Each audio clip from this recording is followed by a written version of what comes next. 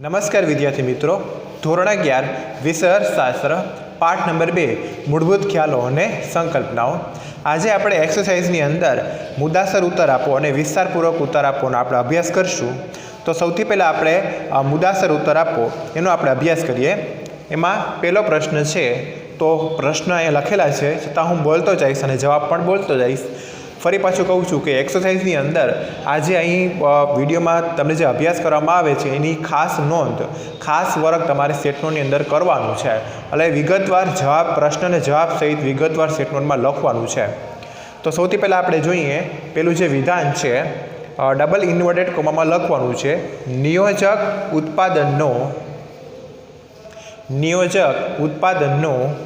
નેતા છે। નિયોજક ઉત્પાદનનો नेता है। डबल इन्वर्टेड कोमा पूरा आ विधान समझाओ। एक विधान है, बराबर है कि नियोजक उत्पादननो नेता है, आ विधान समझाओ। तो जवाबनी अंदर लखो पॉइंट पाड़ीने पहलो पॉइंट एरो करीने अथवा पॉइंट पाड़ीने पहलो पॉइंट, नियोजक उत्पादन एकम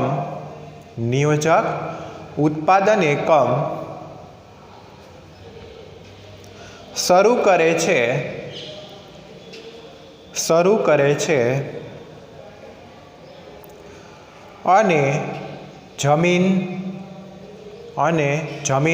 पछी अल्पविराम श्रम, जमीन पछी अल्पविराम करवानुं, श्रम अने मूडी, जमीन श्रम अने मूडी ए त्रण साधनोनुं, जमीन श्रम अने मूडी ए त्रण साधनोनुं एकत्रीकरण अने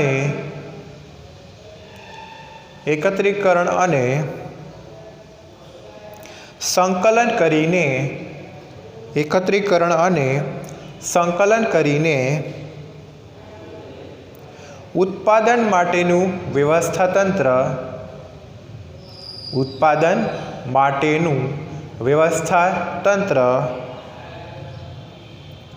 ઊભું કરી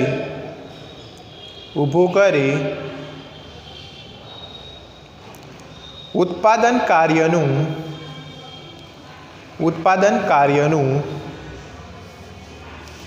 સતત ધ્યાન રાખે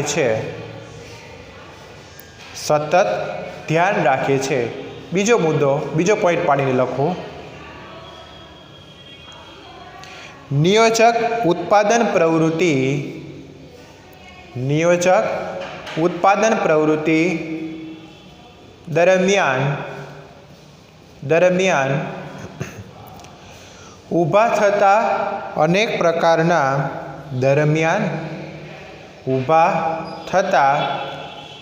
प्रकारना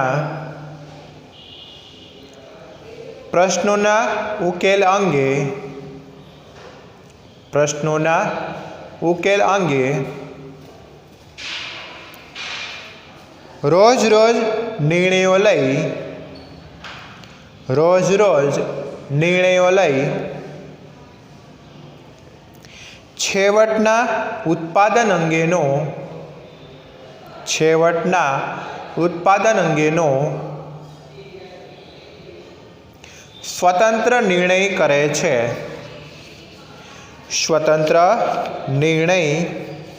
छे। त्रीजो पॉइंट पाड़ीने लखो,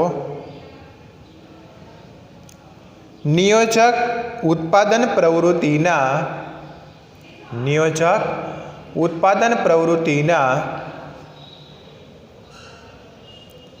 विकास माटे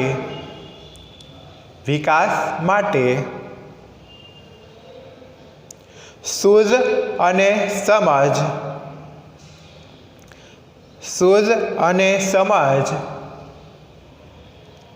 दाखवी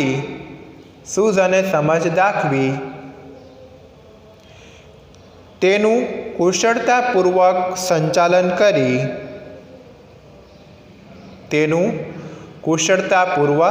संचालन करी अल्पविराम વધુમાં વધુ નફો મેળવવાનું નફો મેળવવાનું આયોજન કરે છે, આયોજન કરે છે। તેથી નિયોજક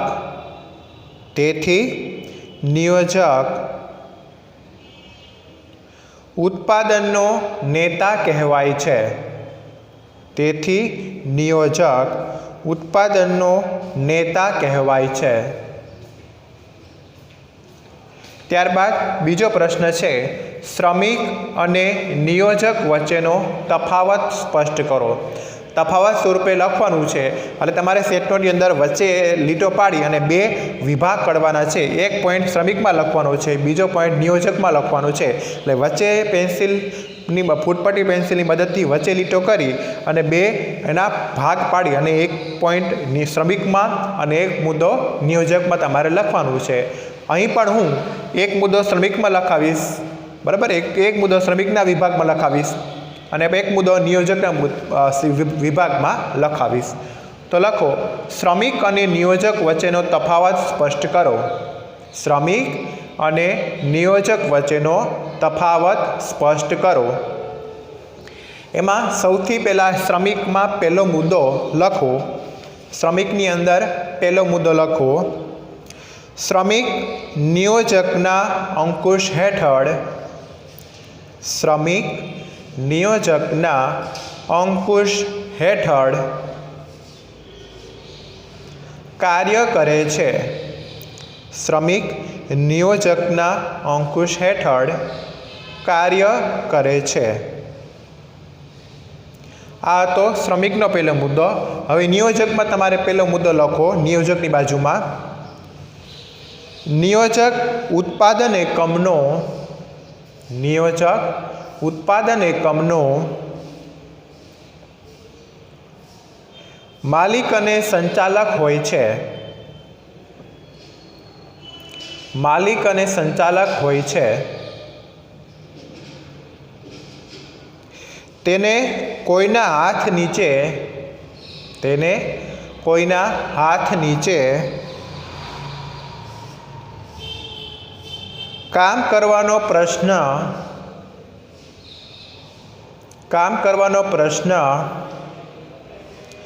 ઉપસ્થિત થતો નથી, કામ કરવાનો પ્રશ્ન ઉપસ્થિત થતો નથી।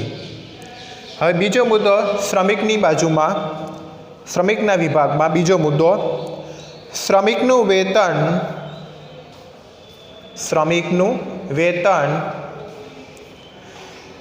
નિશ્ચિત સ્વરૂપનું હોય છે। શ્રમિકનું વેતન નિશ્ચિત સ્વરૂપનું હોય છે। હવે બીજો મુદ્દો નિયોજકની બાજુમાં લખો, નિયોજકના નફાનું પ્રમાણ, નિયોજકના નફાનું પ્રમાણ નિશ્ચિત હોતું નથી, નિયોજકના નફાનું પ્રમાણ નિશ્ચિત હોતું નથી। નફાને બદલે નુકસાન થવાની સંભાવના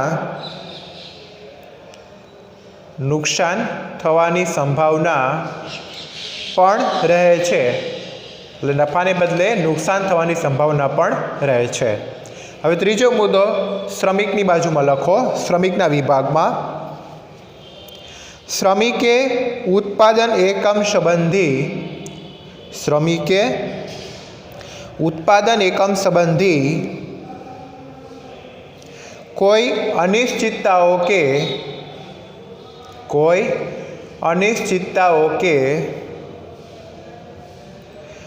જોખમોનો સામનો કરવાનો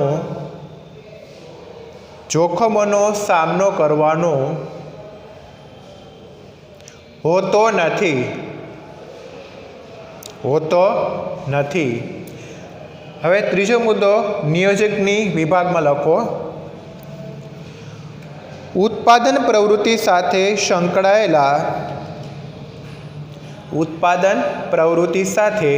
સંકળાયેલા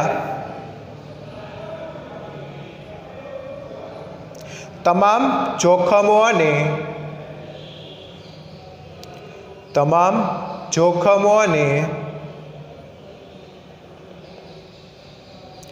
અનિશ્ચિતતાઓની જવાબદારી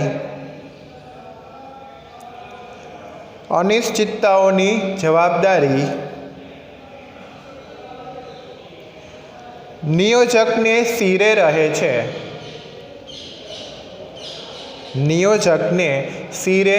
એટલે કે નિયોજક ઉપર હોય છે. ચોથો મુદ્દો શ્રમિકની બાજુમાં લખો. ઉત્પાદન એકમ અંગેની કોઈપણ બાબતમાં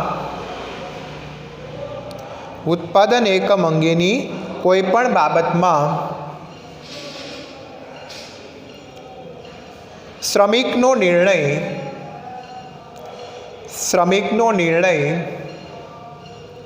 અંતિમ હોતો નથી.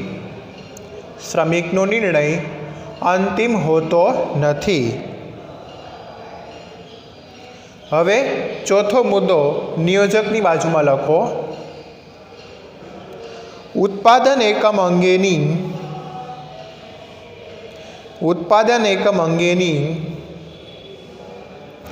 તમામ બાબતોમાં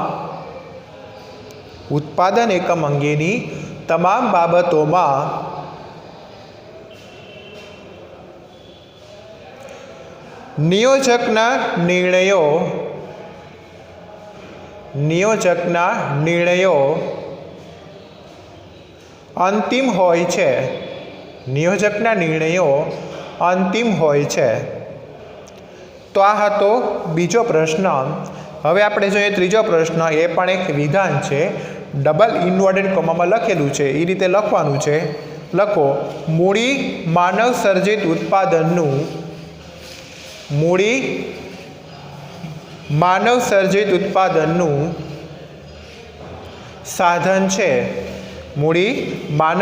ઉત્પાદનનું સાધન છે. ડબલ ઇન્વર્ટેડ કોમા પૂરા. આ વિધાન સમજાવો. એમાં પોઈન્ટ પાડી લખો. પહેલો પોઈન્ટ એરો કરીને પહેલો મુદ્દો. મૂડી સાધનો મનુષ્ય દ્વારા, જવાબ લખાવું છું. પહેલો મુદ્દો, મૂડી સાધનો મનુષ્ય દ્વારા ઉત્પાદનના અન્ય સાધનોની મદદથી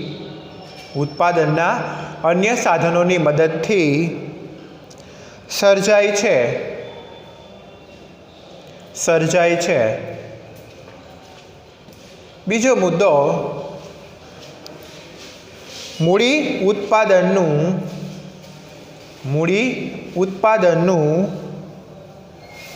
ઉત્પાદિત સાધન છે.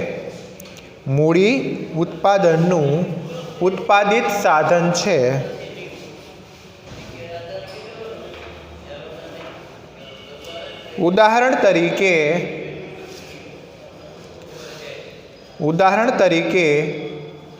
કપડાં સીવવાનો સંચો અલ્પવિરામ તેમજ ખેતી માટે ઉપયોગી ટ્રેક્ટર મનુષ્યો દ્વારા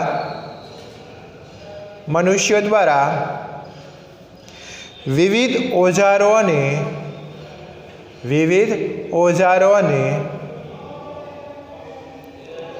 યંત્રોના ઉપયોગથી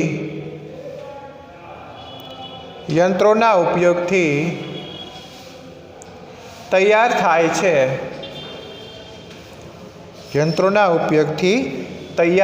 છે.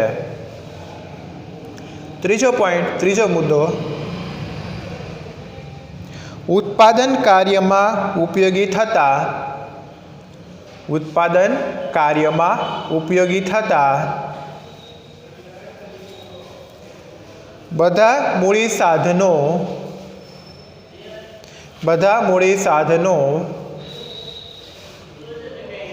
માનવ શ્રમ દ્વારા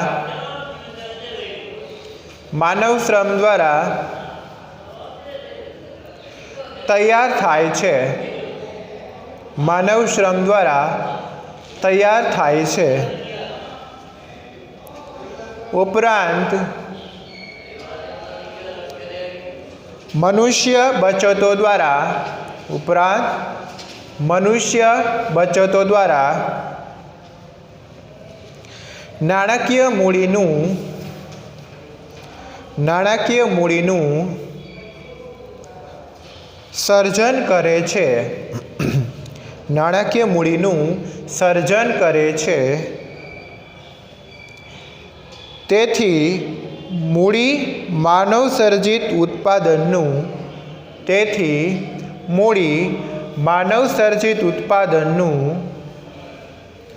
સાધન છે। તેથી મૂડી માનવ સર્જિત ઉત્પાદનનું સાધન છે। આ હતા મુદ્દાસર ઉત્તર આપો। હવે આપણે જોઈએ સવિસ્તારપૂર્વક ઉત્તર આપો। તો વિદ્યાર્થી મિત્રો એ તમારે અહીં બે લખેલા છે એ તમારે ચોપડીમાંથી તમારે લખવાના છે। હું પ્રશ્ન બોલી દઉં છું।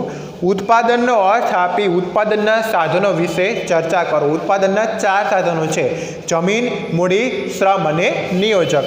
આ મોસ્ટ ઇમ્પોર્ટન્ટ ક્વેશ્ચન છે અને તમારે ચોપડીના પેજ નંબર 15 અને 16 ઉપર આપેલો છે। એ વિગતવાર તમારે ચોપડીમાંથી સેટ નોટમાં ખાસ લખવાનું છે। ઉત્પાદનનો અર્થ આપી ઉત્પાદનના સાધનો વિશે ચર્ચા કરો, most important question, page number 15 અને 16 ઉપર। ત્યારબાદ બીજો પ્રશ્ન છે, વ્યાપાર ચક્રના 4 તબક્કાઓ સમજાવો। વ્યાપાર ચક્રના 4 તબક્કાઓ સમજાવો, most important question, page number 17 ઉપર આપેલું છે। ચોપડીના પેજ નંબર 17 ઉપર આપેલું છે। આ બંને ક્વેશ્ચન તમારે ચોપડીમાંથી ખાસ વિગતવાર સેટ નોટની અંદર લખવાના છે, ડિટેલમાં વિગતવાર લખવાના છે। તો વિદ્યાર્થી મિત્રો આ વિડીયોની અંદર આપણે પાઠ નંબર 2ની એક્સરસાઇઝ છે અહીં આપણે પૂર્ણ કરીએ છીએ। આવનારી વિડીયોમાં આપણે પાઠ નંબર 3ની એક્સરસાઇઝનો આપણે વિગતવાર અભ્યાસ કરશું।